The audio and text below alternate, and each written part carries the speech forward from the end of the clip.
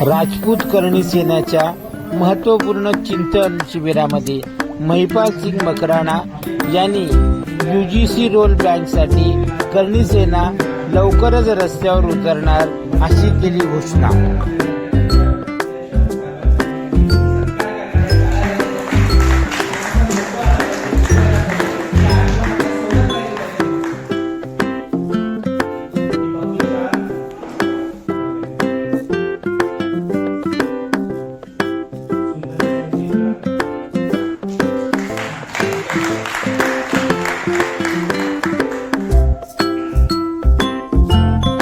ब्राह्मण वैश्य या लोकांना तुम्ही त्याच्या लेकरावर इतका मोठा अत्याचार करायले।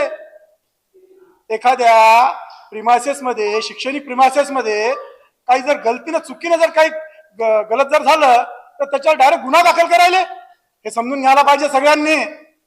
मी एका समाजासाठी म्हणत नाहीये। का असा अन्याय आमच्यावर अन्याय असा का बिघडला? आम्हीच तुमचे कोरटारो ना, आम्हीच तुम्हाला मतदान केलं ना, मग अशा समाजाला तुम्ही असं का करता?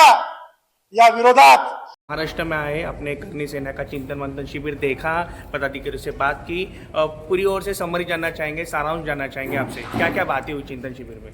ऐसा है, आज श्री राजपूत करनी सेना के 20 साल पूरे होने के पहले महाराष्ट्र में एक चिंतन शिविर रखा गया, जो हर एक स्टेट में, हर एक राज्य में हम लोग रखते हैं। और चिंतन शिविर इसलिए क्योंकि हमारे पदाधिकारी इन 10 सालों में क्या किया श्री राजपूत करनी सेना ने महाराष्ट्र में, और अभी UGC का एक बड़ा मुद्दा है जिसमें महाराष्ट्र के पदाधिकारी क्या कर सकते हैं। UGC एक यूनिवर्सिटी ग्रांट कमीशन में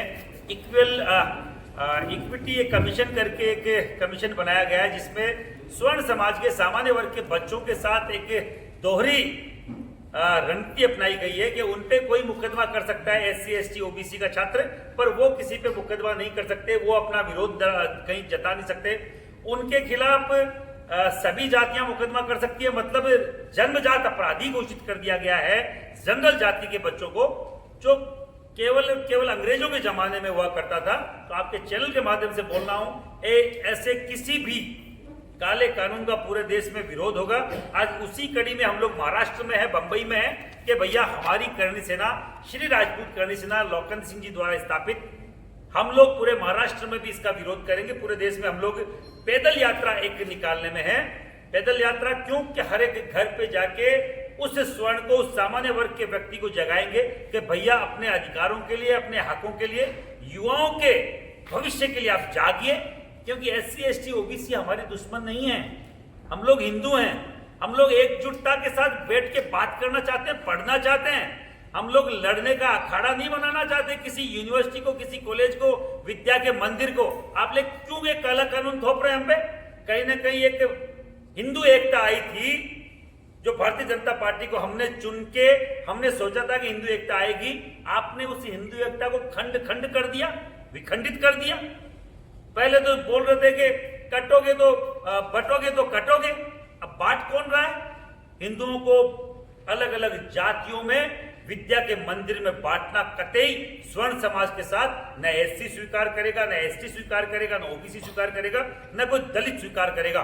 ये किसके मांगने पे आपने दिया है, उसका जवाब बाकायदा केंद्र सरकार को देना पड़ेगा।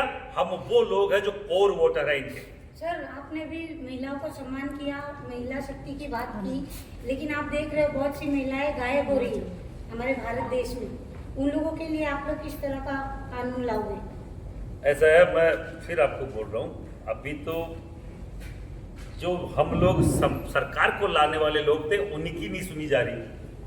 अब महिला की बात कर रहे हैं, महिला सम्मान की तो का शासन इस स्वर्ण समाज में कतई आप उम्मीद मत करना कि हम लोग आपके साथ गलत के साथ खड़े होंगे। अब तक आपने जो हाँ में हाँ मिलवाई, हम साथ थे, पर अब कतई हाँ में हाँ नहीं मिलाई जाएगी। गधे को गधा और घोड़े को घोड़ा बोलने की हिम्मत पहले भी हम में थी और आगे भी रहेगी। UGC रोल बैक का नारा पूरे देश में जाएगा। महिला सम्मान की जो आप बात कर रहे हैं, हम लोग लड़ते आए हैं और हम लोग हिंदू एकता की बात करने आए हैं, न कि हिंदुओं को 5 जगह खंड खंड तोड़ने की करते। सर, बात करें महाराणा प्रताप आर्थिक विकास महामंडल की, आपने मांग की है, सभी समाजों के पास अपना अपना महामंडल है, लेकिन आप लोगों के पास नहीं है, तो किस तरीके से आप मुख्यमंत्री हो गए, उप मुख्यमंत्री हो गए, उनसे आप बात करेंगे? देखिए मैडम, ऐसा है, सभी समाजों का मंडल आप बता रहे हैं कि सबके पास है। हम तो बोल रहे हैं कि महाराणा प्रताप मंडल आप नहीं दे पा रहे हैं, तो स्वर्ण मंडल दे दीजिए हमको। आप एक जाति के लिए नहीं कर पा रहे हैं तो आप ब्राह्मण, बनिया, राजपूत इनके लिए कर दीजिए।